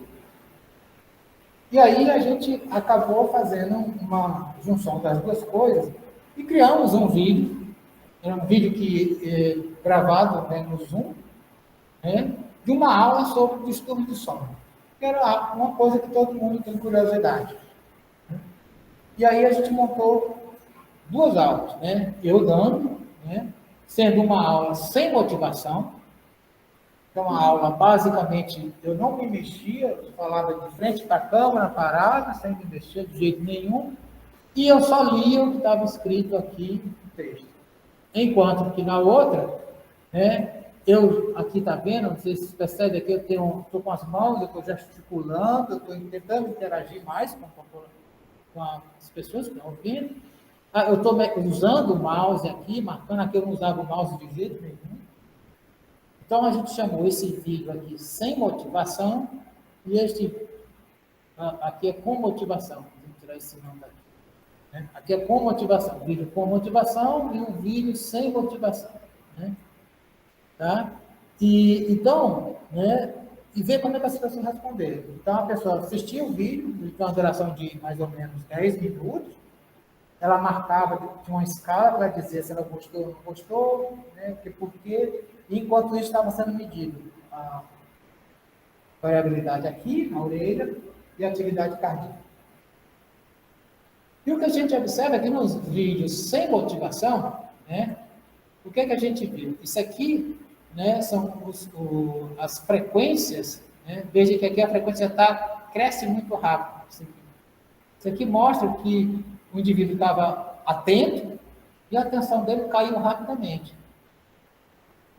Enquanto que no vídeo com motivação, olha, a atenção dele manteve. Isso significa que aqui eu tenho muita ativação do simpático. Aqui a ativação do simpático já começa baixa e já foi o máximo. Aqui não, olha, se manteve, ó, vermelho aqui, e a ativação do simpático vai até aqui. Vai aumentando. Então, veja, se eu faço isso, eu já consigo. Claro que aqui o tempo foi pequeno, né, 15 minutos a duração do vídeo. É um filme que tem 1 hora, 2 horas de duração. Mas é uma possibilidade. A ideia é que esta medida da resposta autonômica possa ser um índice que você possa trabalhar no sentido de identificar se o sujeito está mais ou menos motivado ou atento para aquilo que ele está fazendo. O pessoal de Portugal agora, inclusive, eles estão desenvolvendo, né, um sistema para aplicar isso nas academias. Então, a ideia é você ver uma das dificuldades que a gente tem para ter adesão das pessoas em fazer atividade física na academia, mas ela está motivada. Então, como a maioria dos instrumentos você está pegando em coisas metálicas, e muitos deles, inclusive, está fazendo a medida da frequência cardíaca, então você está fazendo e medir a variabilidade da frequência cardíaca, enquanto as pessoas estão nos equipamentos, e daí o instrutor acompanha e vê quais dos equipamentos ou qual sequência de atividade a pessoa tem mais atividade simpática, e isso daria que a pessoa está mais motivada. Então, ele iria fazer, né, a sequência de treinamento baseado naquilo que a pessoa está mais motivada fisiologicamente pela resposta autonômica. E não simplesmente pela, né, a característica que o profissional, né, da educação física diz, olha, é melhor fazer esse e esse. Não, você vai fazer esses e esse você se motiva mais.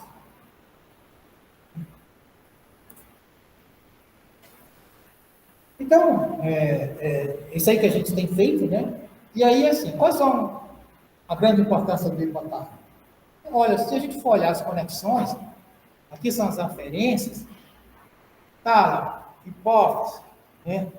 Os núcleos cranianos, respostas, né, parasimpáticas, formação reticular, hiperativação. Aqui, ó, coluna intermédia lateral, isso aqui é parasimpático, aqui parasimpático.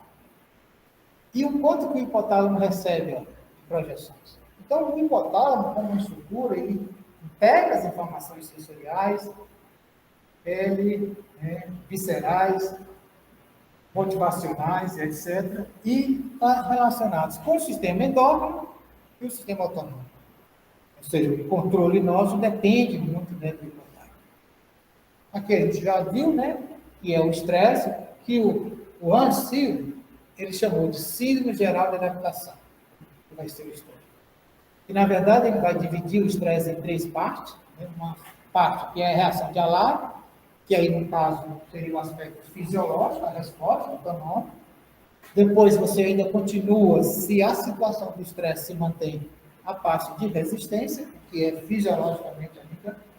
E aí tem a fase, que é a fase de exaustão, que é quando você tem um processo de doença. Então, a resposta de estresse, ela é bem-vinda. Ela é uma resposta fisiológica. Agora, quando o estímulo estressor continua e o sistema de controle entra em exaustão, aí sempre tem uma síndrome, tem uma doença. Então, o que é que uma resposta de estresse pode fazer? Como aquela imagem que a gente viu, né, de um trânsito caótico numa cidade grande que o indivíduo enfrenta todos os dias. Né? Ele pode aumentar, ter uma resposta simpática grande, eleva o aumento da frequência cardíaca, da força de contração e da pressão arterial. Fisiologicamente aceitável. Como o efeito se mantém, o sistema se mantém lá em cima. Aí o sistema entra em exaustão. Significa de entrar em exaustão, ele deixa de tentar controlar aqueles níveis de pressão lá em cima para baixar. Então, os níveis elevados de pressão agora se tornam como se fosse normal. Ou seja, o sistema ficou incapaz de baixar os níveis de pressão. Os mecanismos de retroalimentação para reduzir a pressão arterial entraram em exaustão. Porque, né, de tanto responder ao estímulo estressor, aumenta a pressão, toda vez que vai aumentar a pressão, entra no sistema uma resposta para reduzir. Mas isso cronicamente faz com que esse mecanismo de compensação ele fique, entre em exaustão, e não ocorra mais, aí o indivíduo fica hipertenso.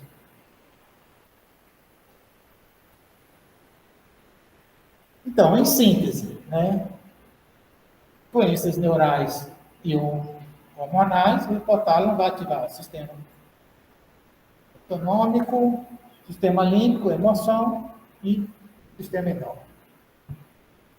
Nós vimos hoje aqui, né? Nós vamos ver isso aqui no MP2 e na próxima semana nós vamos ver a parte de emoção.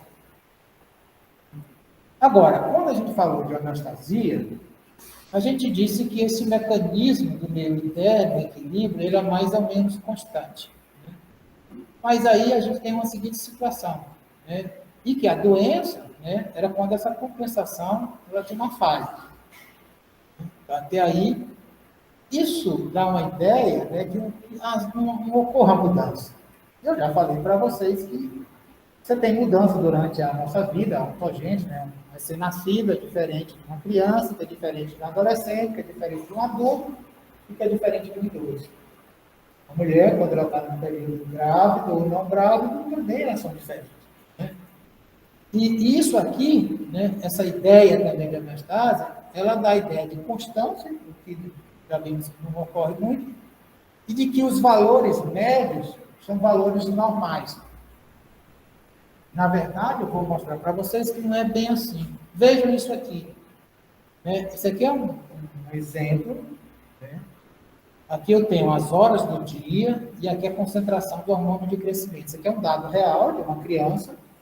Essa criança ela foi internada no hospital. Isso aí é do hospital de infantil, do Hospital das Clínicas de São Paulo.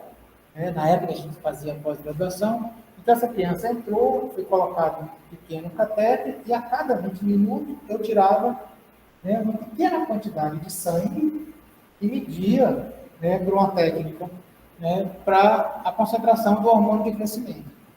Então, olha, a cada 20 minutos, a primeira medida deu 0, a segunda medida deu uma elevação pequena, a terceira medida aumentou mais, foi lá para 7, depois caiu de novo lá para 1, depois ficou 0, 0, 0, 0, 0, subiu para 2, 10, baixou para 2, 0, 0, 0, meio, subiu para 16, 12, 5, baixou para 1, 0, 5, 0, 0, 0, e assim sucessivamente. Então, olha, aquela ideia de que é constante, não vale. Olha o que aconteceu aqui, ó, à noite, ficou baixo. Quando a criança dormiu, ó, media aumentou um pouquinho, a outra, ó, foi lá para 25, para 35, caiu de novo bruscamente, subiu, caiu, subiu. Isso mostra que se a concentração do hormônio de crescimento fica oscilando, é que a secreção pela hipófise do hormônio de crescimento, ela é pulsátil. Ela não é constante. Ela é impulso. Aumenta a secreção e para. Aumenta e para. E que esses pulsos, durante o dia, são de baixas amplitudes e à noite são de altas amplitudes. Então, assim, qual é a média do hormônio de crescimento? É quanto? É aqui? Entre 20 e 25? Porque aqui, ó, é normal, aqui é normal, aqui é normal. Então, a gente tem uma variação pulsátil e uma variação ao longo do dia. Durante o dia eu tenho baixo secreção e à noite eu tenho alta secreção. Então, isso aqui é um perfil diário, mostrando que essa secreção ela tem um padrão rítmico. Então, quando eu falo de média, não faz sentido. O que faz sentido é eu dizer, olha, que o hormônio de crescimento está elevado durante a noite e baixo durante o dia. Se eu quiser tratar uma criança com déficit do hormônio de crescimento, eu tenho que dar para a criança, é aqui, ó, antes dela dormir, e não quando ela acorda. Porque senão eu não estou respeitando a fisiologia dela. E, na verdade, não é só o hormônio de crescimento que tem essas variações ao longo do dia, né? Aqui a temperatura durante o dia ela aumenta, durante a noite ela cai, aqui é o hormônio de crescimento, o cortisol, aqui a secreção. Então, isso mostra que as várias funções do meio interno têm uma oscilação durante o dia. Por isso que a gente fala que eu tenho, né, não uma constância, mas uma dinâmica do equilíbrio. Então, em vez de usar o termo homeostasia, o termo que a gente sugere é o homeodinâmico. Na verdade, o equilíbrio ele é dinâmico.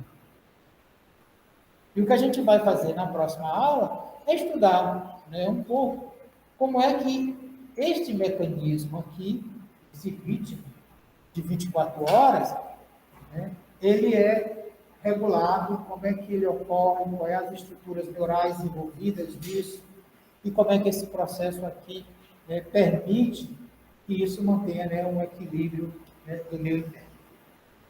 Ok? Então, era isso que eu tinha para hoje, e agora, questões, dúvidas? Eu só tenho uma pergunta aqui, mas é sobre a parte que você ainda estava falando do receptor de fibra.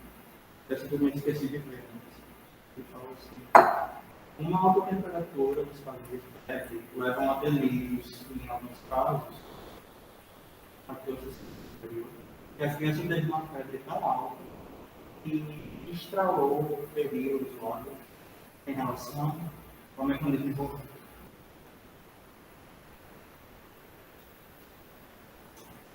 Não consegui entender a pergunta.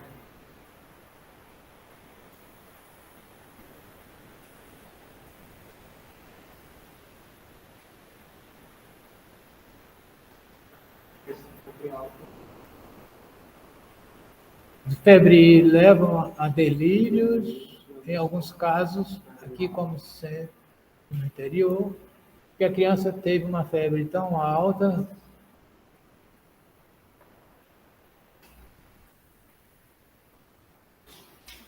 Tá, então, na verdade, aí, pelo que eu entendi, assim, a pergunta é, a criança teve uma febre alta, né? E aí ela faz um movimento brusco no lábio, que feriu, né, o lábio, né? Pelo que eu entendi aqui. Então, veja, o que ocorre? Eu comentei para vocês, lá nas aulas iniciais, que quando nós nascemos com sinapses excitatórias e não com sinapses inibitórias. E isso faz com que a criança, o recém-nascido, e a criança, no geral, ele vai ter, né, muito mais fácil de ter hiperativação do que não ativação, né? Então, o que ocorre? Quando ele tem febre, a elevação da temperatura, a criança tem um corpo muito pequeno. Então, com isso, ela não tem grandes controles de regulação de troca de calor. E aí a temperatura dela sobe muito, inclusive central. No aumento da temperatura, aumenta a atividade neuronal no sistema nervoso central. Então, a criança pode, né, ter uma hiperativação de várias áreas, pode ter, enquanto você tiver, né, frio, até um tremor, uma criança com febre, ela pode ter tremor por uma hiperativação da função neuromuscular. Ela pode, inclusive, entrar em convulsão, que a gente chama de convulsão febril.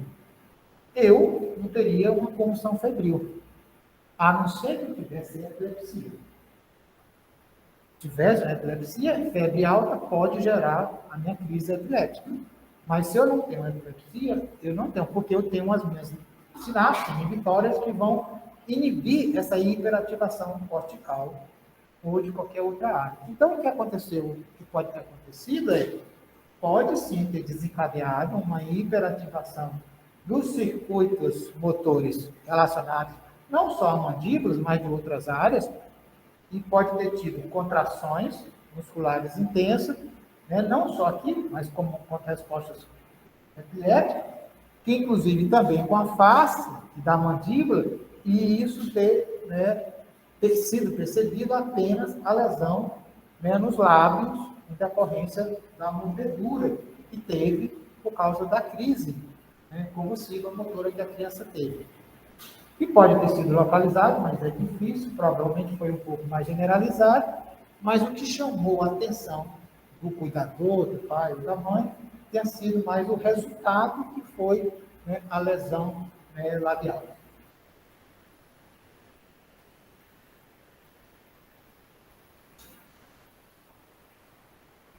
Então, Jonas, como é que a alta temperatura facilita? Porque, na verdade, a alta temperatura, agora, eu estou tendo controle no meu cérebro, mas o adulto, ou a criança, não está. Com isso, eu estou aumentando a cinética de todas as reações químicas que estão acontecendo no cérebro dessa criança.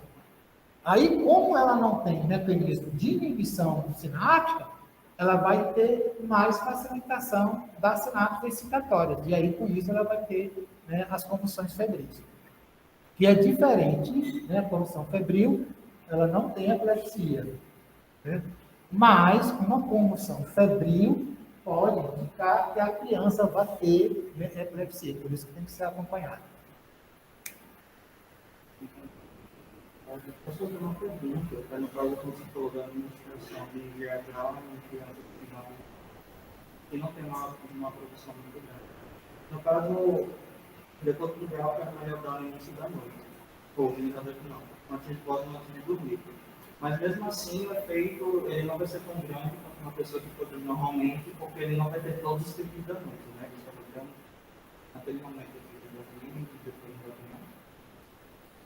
Então ainda tem Como assim? Eu não entendi. o efeito desejado do crescimento.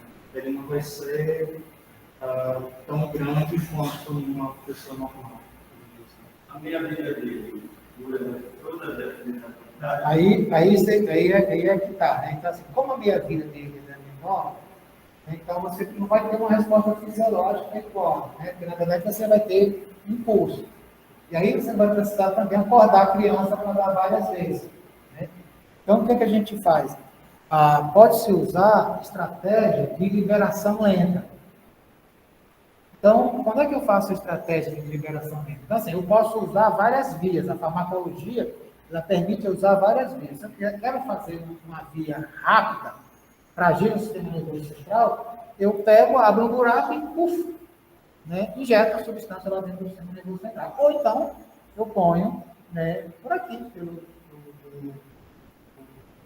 canal, né, que absorve mais rápido, que pelo tubo digestório, que vai passar pelo fígado, ser metabolizado, até chegar lá vai demorar muito. Né? Então, dependendo do que eu quero dizer, como o hormônio de crescimento, eu não quero que ele haja no sistema nervoso central, eu quero que ele haja perifericamente, globalmente, né, no corpo inteiro, principalmente em estrutura óssea, né, mas também nos órgãos. Quero só aumento de osso. Quero aumento de osso, mas as estruturas ósseas, as estruturas dos órgãos internos também. Então, neste caso, o que é que a gente faz? Eu vou fazer a injeção intramuscular, junto com a substância, eu coloco outra substância que vai fazer com que ele vá sendo liberado aos poucos. Já existe aquilo que a gente chama de bombas, que eu coloco para tratamento, por exemplo, de câncer, no caso, por exemplo, de GH ou para diabetes, a gente usa isso. Então, ela vai liberando aos poucos, ou libera uma grande quantidade, para. Libera uma grande quantidade, para. Então, eu vou usar um quimioterápico que tem um efeito, né, colateral bastante tenso. Então, eu não quero que ele mantenha alta dose constante. Ele libera uma quantidade no sangue do indivíduo e para. Depois libera. A gente já existe hoje um sistema que eu tenho uma bomba para liberar a insulina que está associada àquele sensor que a gente usa para a glicemia. Na hora que ele vê que a glicemia está alta, ele ativa a bomba. Ativa a bomba. E do mesmo jeito, né? Você faz o uso do GH, ou bomba, ou conjunto para ele ser liberado lentamente durante a noite toda. Que não seja liberado de uma vez só. Mas consegue ter a mesma resposta por só. Mais ou menos. Nunca fica exatamente fisiológico, né? Mas é melhor do que fazer só uma injeção de uma vez só e pronto.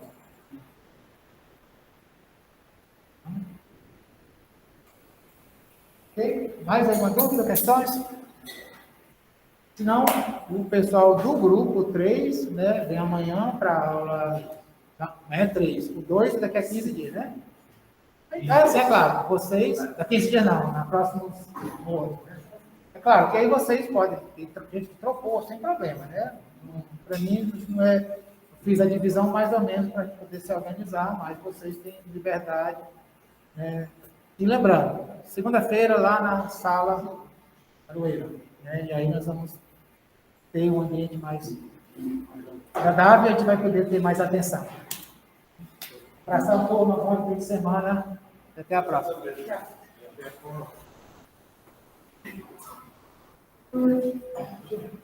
Ah,